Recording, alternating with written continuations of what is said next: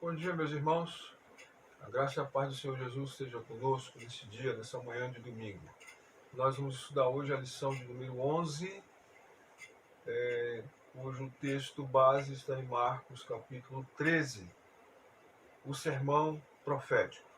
Sem perda de tempo, sem mais delongas, vamos ao nosso estudo nessa manhã com a bênção de Deus, com a ajuda do Espírito Santo. Vamos lá. Esse texto, ele começa falando sobre o princípio das dores. Então, vamos aqui a algumas definições rápidas. O princípio das dores é o período descrito como o início das contrações que sobrevieram a este mundo em decorrência da aproximação do fim de todas as coisas. De fato, a destruição do Templo de Jerusalém, no ano 70 AD, marcou o início das contrações de parto a este mundo e todo o seu sistema maligno que está em franca rebelião contra Deus e sua palavra. Ainda seguindo, definindo o princípio das dores. Vejam alguns textos que corroboram tal afirmação. Vamos lá. Uma mulher grávida, quando está próxima à sua hora, tem dores de parto e dá gritos nas suas dores, assim fomos nós, por causa da tua face, ó Senhor. Isaías 26, 17. Ainda sobre o princípio das dores. Porquanto ouço uma voz como de mulher que está de parto, uma angústia como da que está com dores do primeiro filho. A voz da filha de Sião, ofegante, que estende as suas mãos, dizendo: ai de mim agora, porque a minha alma desmaia diante dos assassinos. Então, vemos também sobre o princípio das dores, porque sabemos que toda a criação geme e está juntamente com dores de parto até agora. Romanos 8, 22. Pois que, quando disserem a paz e segurança, então lhes sobrevirá repentina destruição, como as dores de parto, para aquela que está grávida, e de modo nenhum escaparão. 1 Tessalonicenses 5, versículo 3. Sermão profético. Em Marcos 13, capítulo 13, todo o capítulo 13, Jesus, respondendo aos seus discípulos, deixou claro que os acontecimentos inerentes a Israel serão ou são o gatilho que desencadeará o processo do fim. Vejamos os sinais. Os discípulos perguntam a ele: Senhor, quando será um sinal, quando acontecerão essas coisas? Aí Jesus disse: vocês estão vendo todas essas pedras, esses edifícios? Porque os discípulos chamaram a atenção de Jesus para: olha, mestre, que pedras, que edificações bonitas e tal. E Jesus disse: vocês não estão vendo tudo isso? Em verdade vos digo que não ficará aqui pedra sobre pedra que não seja derrubada. Então ele está falando de um acontecimento inerente a Israel. O templo estava em Israel, ele estava em Israel naquele momento, no seu tempo. Então, por isso que nós afirmamos que Israel é o gatilho de Deus que desencadeia o processo do fim. Vamos ver isso aqui. O primeiro sinal que nós destacamos é a destruição do templo de Jerusalém no ano 70 AD. Quando os romanos invadiram, sitiaram a cidade por quase um ano e, ao final, invadiram, transformando Jerusalém em rios de sangue, crucificando mais de 100 mil judeus e levando os outros cativos para outras nações. E a Judéia ficou dispersa, cumprindo assim a profecia que Jesus disse: eis aí a vossa casa ficará deserta, porque vocês não reconheceram o dia da sua visitação. E saindo ele do templo, disse-lhes um dos seus discípulos: mestre, olha que pedras, que edifícios. E Jesus respondendo disse-lhes: vê esses grandes edifícios? Não ficará aqui pedra sobre pedra que não seja derribada. Marcos 3, versículo 1 e 2. Sinal número 2. A aparição e o aumento do engano religioso. Jesus disse, e respondendo-lhes, Jesus começou a dizer: olhai que ninguém vos engane, porque muitos virão em meu nome, dizendo eu sou o Cristo, enganarão a muitos. Então, o segundo sinal que nós destacamos aqui no sermão profético em Marcos 13 é o engano, a multiplicação, a aparição e multiplicação do engano religioso. Sinais religiosos: a destruição do templo de Jerusalém, o surgimento de falsos cristos, proliferação do engano, falsos mestres e um falso evangelho ou falsos evangelhos, no plural, sendo pregado. Terceiro sinal, guerras e tensões internacionais. Marcos 13, 7 e 8 diz que, e quando ouvirdes guerras e rumores de guerras, não vos perturbeis, porque assim deve acontecer, mas ainda não será o fim. Jesus está dizendo que essas coisas que estão acontecendo indicam que o fim está próximo, mas ainda não é o fim. Observe, não é? Porque se levantará nação contra nação e reino contra reino. Nós estamos vendo isso aí. Recentemente, houve guerras e nós estamos presenciando uma guerra entre dois países, um país que invadiu o outro, que é a Rússia, invadiu a Ucrânia. Não é? E tantas outras guerras já houveram e ainda haverão, até que o fim venha. Porque se levantará nação contra nação, reino contra reino, e haverá terremotos em vários lugares, diversos lugares, não é? E haverá fomes.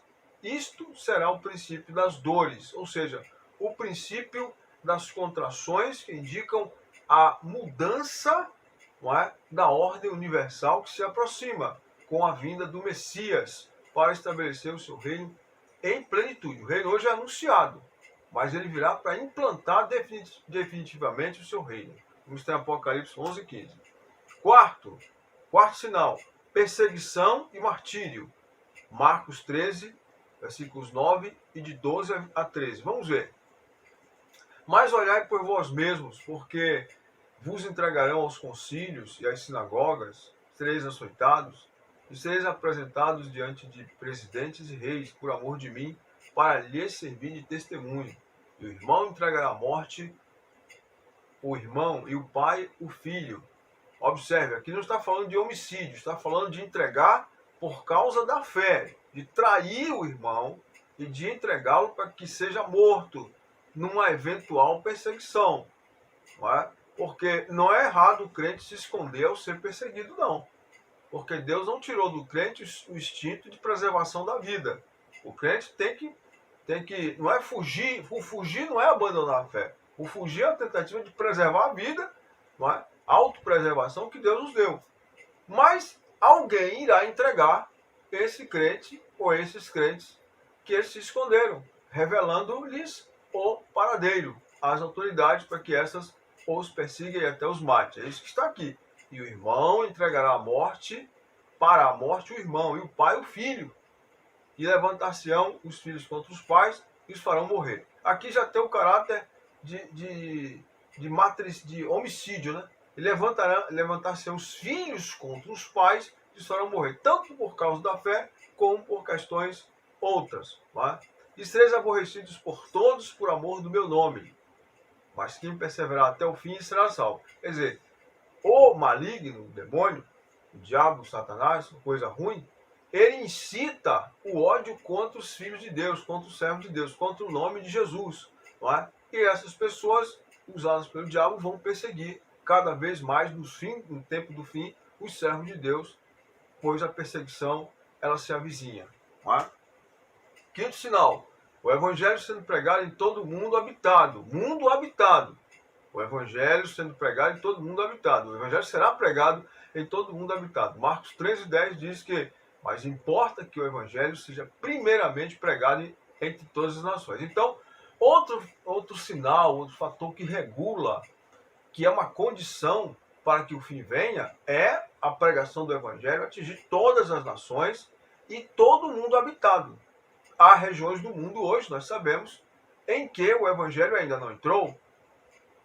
Há regiões do mundo hoje em que não tem nenhuma tradução da Bíblia Sagrada ou do Novo Testamento, não é? Para aquela língua. Então, o testemunho do evangelho precisa chegar lá.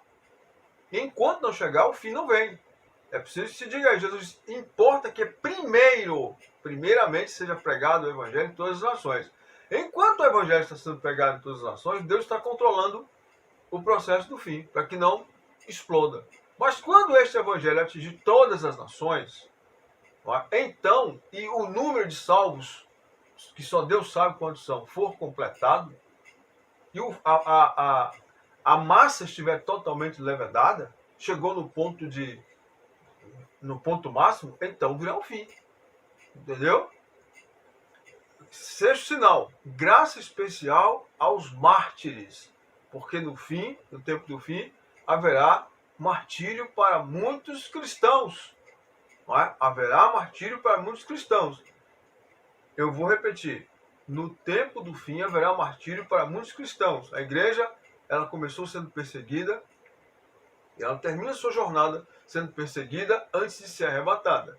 Marcos 13:11. Quando vos conduzirem para vos entregarem, pois vos conduzirem para vos entregarem, não estejais solícitos de antemão pelo que haver de dizer, mas o que vos for dado naquela hora, isso falai, porque não sois vós quem falai, mas o Espírito Santo. Jesus está falando do momento em que esses servos de Deus seriam logo ali adiante, logo ali algumas décadas depois, alguns meses, anos depois, levados aos tribunais, às sinagogas, ao sinédrio, para serem perseguidos, e ao longo da história, como estão sendo ainda hoje em outros países. Tá? E Jesus disse, não premeditem o que falar, porque naquela hora é o Espírito Santo, o Espírito do vosso Pai, que falará por vós, dando a entender que os crentes fiéis passarão por perseguições de épocas em épocas, especialmente no tempo do fim. Sétimo sinal, que nós destacamos nesse texto de Marcos 13, né? Todo o nosso estudo da lição está aqui em Marcos capítulo 13. O sétimo sinal é a aparição e manifestação do anticristo, cumprindo assim a profecia do profeta Daniel, Marcos 13, versículo 14. Diz assim, ora, quando vós virdes, ou melhor, quando vocês verem a abominação do assolamento ou da assolação que foi predito estar onde não deve estar, quem lhe entenda. Os que estiverem na Judéia, fujam para os montes.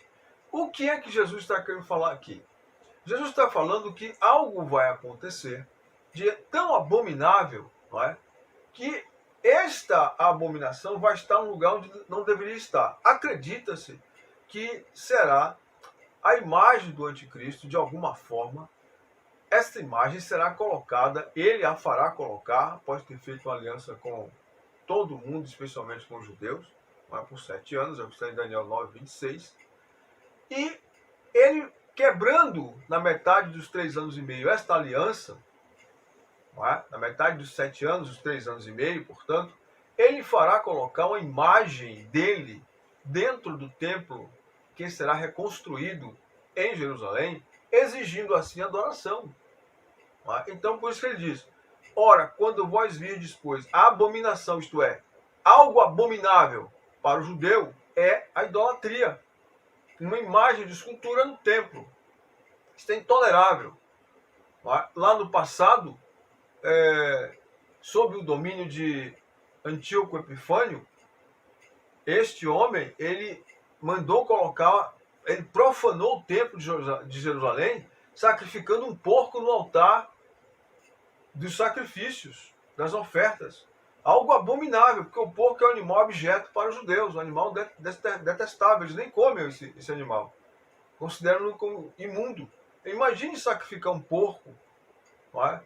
no templo, no altar de Deus em Jerusalém. Então o anticristo, Antíoco, foi um antítipo um tipo do anticristo. Né? E o anticristo mesmo fará colocar sua imagem, algo que lembre a ele e exigirá adoração. Isto é abominável. Então, quando vós virdes a abominação da assolação que foi predito, está onde não deve estar, isto é, não deveria estar no templo, mas vai estar no templo de Jerusalém, porque ele vai quebrar a aliança e vai mandar colocar lá. Então, os que estiverem na Judéia fujam para os montes. Quer dizer, é hora de os judeus fugirem, porque vai iniciar a perseguição. Então, veja, o próprio Senhor Jesus diz aqui que em caso de perseguição, os crentes não devem ficar para serem martirizados, eles devem fugir. Aqui, fujam para os montes. Não é para ficar. Se forem pegos, não é para negar. Agora, enquanto não são pegos, olha aqui, fujam para os montes. Então, os que estiverem na Judéia, fujam para os montes. Não é? E outro texto diz, os que estiverem no telhado, não desçam para voltar a pegar nada dentro de casa. Fujam. A prioridade é fugir. A prioridade é escapar. Porque Deus quer preservar a vida dos seus servos. Não é? Não é porque o indivíduo vai ser martirizado que não, de forma alguma. O indivíduo deve lutar. Deus não tirou de nós o instinto de preservação da vida, de autopreservação, de forma nenhuma. Entendeu? Olha aí, fujam para os montes. O versículo que nós acabamos de ler aqui. Tá vendo? Então, os que estiverem na Judéia, parte final aqui, ó, fujam para os montes. Oitavo sinal. Perseguição aos judeus nos dias do fim. Marcos 13, de 15 a 20. Diz assim: esta perseguição se estenderá a todo mundo cristão em todos os países. Não só aos judeus, mas a todo mundo cristão.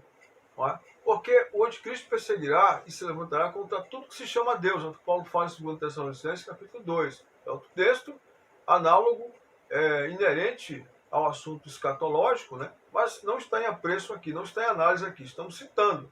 Então, a razão pela qual virá essa perseguição. Ele não vai perseguir judeus por questões étnicas, por questões filosóficas, por questões econômicas. Não.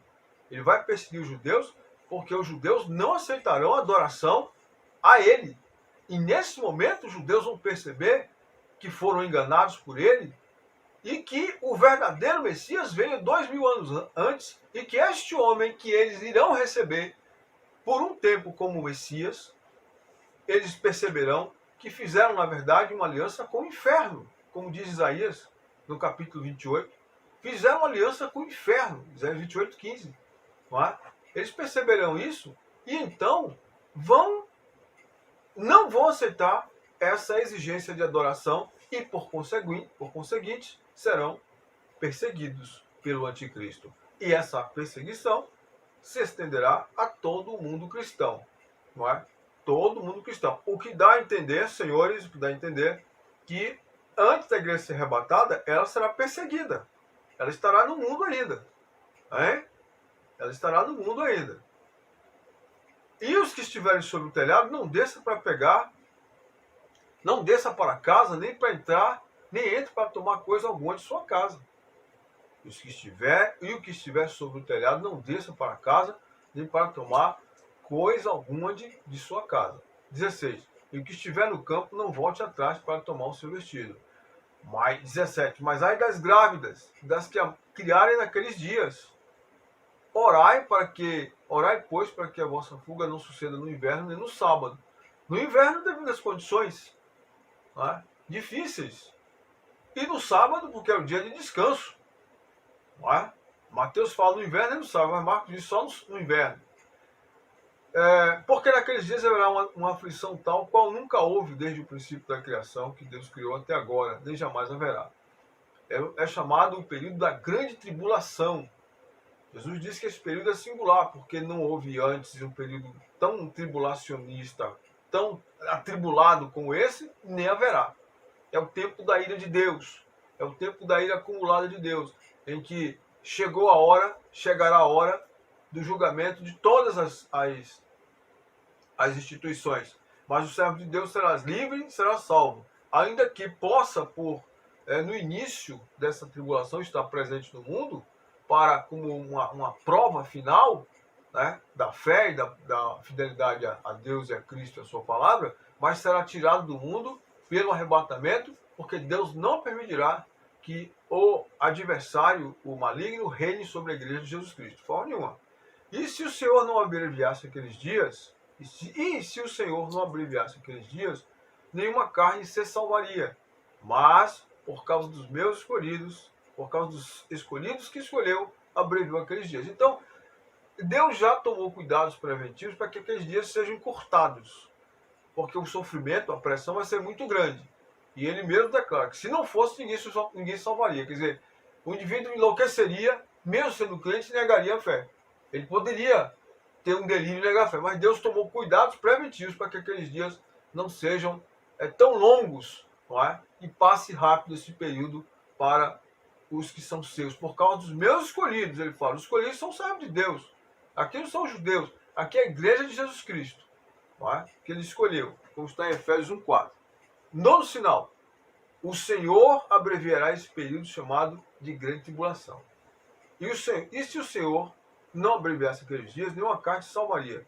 Mas por causa dos meus escolhidos, que escolheu, abreviou aqueles dias. Marcos 13, 20. Sermão profético. Convulsões no espaço sideral, causando grande tensão e atemorizando o mundo todo. É outro sinal. Convulsões no espaço sideral, causando grande tensão e aterrorizando o mundo todo. Marcos 13, de 24 a 25. Diz assim: ora, naqueles dias, depois daquela aflição, o sol se escurecerá e a lua não dará sua luz, e as estrelas cairão do céu, e as forças que estão no céu serão abaladas. Está vendo? Sinais no espaço sideral, as potências, os poderes do céu sendo abalados, ante a vinda do Messias, precedendo a vinda do Messias. Sinais políticos e sociais, guerras e rumores de guerras, globalização, homens indo de uma parte para outra com muita facilidade, perda do controle da situação por parte dos governantes, aumento da fome dos miseráveis, pestes e grandes epidemias. É o quadro que nós estamos vendo. Sinais da natureza, cataclismas, ou seja, terremotos, tsunamis, convulsões do espaço sideral. Nós estamos vendo de maneira muito tímida ainda lua de sangue, eclipses, mas isso vai se intensificar de uma forma que vai alterar o clima do planeta, causando grande tensão, medo e pavor nos homens, porque eles perceberão que a situação está fora do controle deles. Os próprios cientistas vão declarar isso. Sinais dos relacionamentos, dissolução dos laços conjugais. Ou seja, esse sinal está ali em Mateus 24, 12, quando fala que o amor de quase todos esfriará. Isso está se falando, esse sinal atinge o mundo e a igreja. O mundo não tem mais amor, mas o amor também está se esvaindo na igreja. A igreja, nós devemos orar para que Deus não permita que isso aconteça conosco, porque aquele que perseverar até o fim, esse que será salvo. Perseverar e não aceitar essas coisas. Tá? Então, dissolução dos laços conjugais é sinal de que o amor está esfriando. O amor cristão está esfriando e está atingindo as famílias. Banalização do casamento, é o que nós estamos vendo aí. Tanto pela dissolução dos laços conjugais, como pelo desaconselhamento a que as pessoas mantenham um casamento heterossexual. É o que o mundo está ensinando hoje, pregando a homoafetividade, que a Bíblia é frontalmente contra isso. Não é? Deus ama as pessoas, Jesus ama as pessoas, mas essa prática ela é absolutamente condenável pelas Escrituras Sagradas e pelo próprio Deus, que é o autor e Senhor das Escrituras. Não é? União homossexual, é o que nós estamos vendo aí. O homem querendo liberdade para pecar, tanto de um lado como do outro, tanto o homem como a mulher. Não é? Amor esfriando em todos os âmbitos, apostasia. Apostasia. Ou seja, o afastamento da verdadeira fé. Pessoas que já não creem mais em oração, já não creem mais na Bíblia. Homens que recentemente disseram que a Bíblia precisa ser reatualizada. Que absurdo! Jesus disse que o Espírito Santo disse lá em Apocalipse, através do Senhor Jesus, lá, que quem tirar um T ou um J da palavra de Deus sofrerá o dano. E quem acrescentar alguma coisa sofrerá as pragas que estão descritas no livro do Apocalipse. E quem tirar, ele será tirado na parte do livro da vida. Apostasia. E por fim, um sinal positivo, né? Graça especial aos que perseverarem. Né? Nós não vamos estar abandonados no final do tempo aí, remando sozinho, não. A Bíblia fala que Deus vai dar uma graça especial para os seus servos resistirem. Poder do Espírito Santo, e haverá um grande avivamento no meio disso tudo que vai acontecer aí. Porque Deus vai derramar o seu Espírito em grande profusão, a chuva serôdia virá. Pode ter certeza disso. Para que os crentes resistam, para que a igreja resista e passe por cima de tudo isso que virá no final do tempo, vitoriosa, irrepreensível e sem mácula, aguardando o seu Senhor para arrebatá-la. Não é? A volta visível do Senhor Jesus é o 12º sinal. E o arrebatamento da igreja. Não é? Ele está em Marcos 13, 26 e 27. É a primeira ressurreição, a ressurreição dos justos salvos. Né? O que esse texto diz? Então verão vir o Filho do Homem nas nuvens do céu com grande poder e glória. E ele verá os seus santos anjos e ajuntará os seus escolhidos, observe, desde os 4 ventos, da extremidade da terra até a extremidade dos céus. Ou seja, isso está falando do dia do arrebatamento da igreja. Isso está perfeitamente aliado com o 1 Tessalonicenses, capítulo 4, que o Senhor descerá do céu, não é? Tocada a trombeta de Deus, a voz do arcanjo, os mortos em Cristo ressuscitarão primeiro. Só que esse texto aqui, em Mateus, ele fala, o próprio Jesus fala, que ele, Jesus, enviará os seus anjos e ajuntará os seus escolhidos. Então, essa ressurreição acontecerá no momento que o arcanjo Miguel tocar a trombeta por ordem de Deus.